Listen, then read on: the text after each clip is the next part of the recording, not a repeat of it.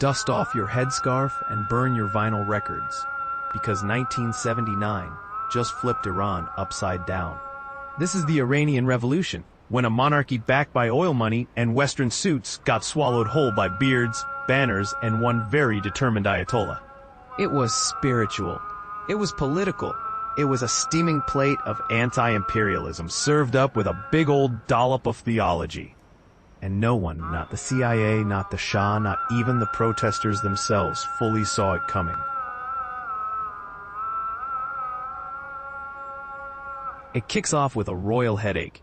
Mohammad Reza Pahlavi, the Shah, ran Iran like a modernizing autocracy. He loved white marble, secret police, and pretending to be Persian royalty and a European CEO. His white revolution promised land reform, women's rights, and progress. But for many Iranians, it looked more like westernization with extra steps. And if you weren't on board, hello, Savak. Iran's CIA-trained secret police had a penchant for torture and strong disdain for dissent. Meanwhile, in exile, a quiet storm was brewing. Ayatollah Khomeini. He wasn't flashy. He wasn't loud. But his sermons, smuggled in on cassette tapes, really got the traditional Islamic world going. He preached against corruption, consumerism, monarchy, and the devilish meddling of the West, also known as the good old US of A. The revolution found its unlikely fuel, not via the ideological new kids on the block like Marx or Mao, but with one of the old-school Abrahamic originals, Islam.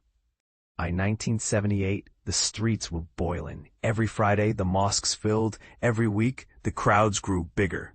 And every time the Shah tried to put them down, he only lit the fire higher. Soldiers opened fire. Bodies piled up. Funerals became protests. Protests became riots. Iran had become ungovernable. Note, where there is instability, there is opportunity. Please do not overthrow a government. But if you do have to, review the notes throughout the series. Then came Black Friday. September 8, 1978, troops fired into a crowd in Jala Square. Hundreds killed. Martial law declared. The Shah blinked, and in revolutions blinking is fatal. January 1979, the Shah metaphorically peaced out and blew a kiss, then left for Egypt, officially for medical treatment, unofficially because the whole country hated his very existence. Like all great systems of oppression, the Persian monarchy collapsed when the people called its bluff.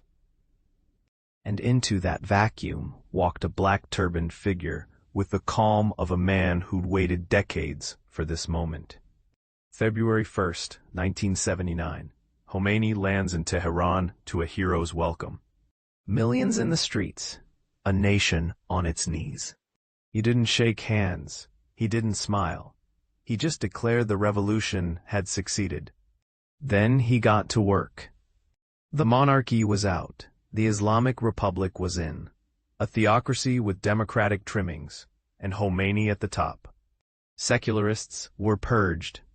Leftists were executed. And Western culture, it died with disco in Iran. What started as a broad revolution for freedom turned into a rigid blueprint for religious rule. Then came the moment that shocked the world. The hostage crisis. Radical students stormed the U.S. Embassy and took 52 Americans hostage. For 444 days, they became bargaining chips, propaganda tools. The hostages were released the moment Reagan took office. Khomeini smiled. America seethed. And the Middle East? It would never be the same.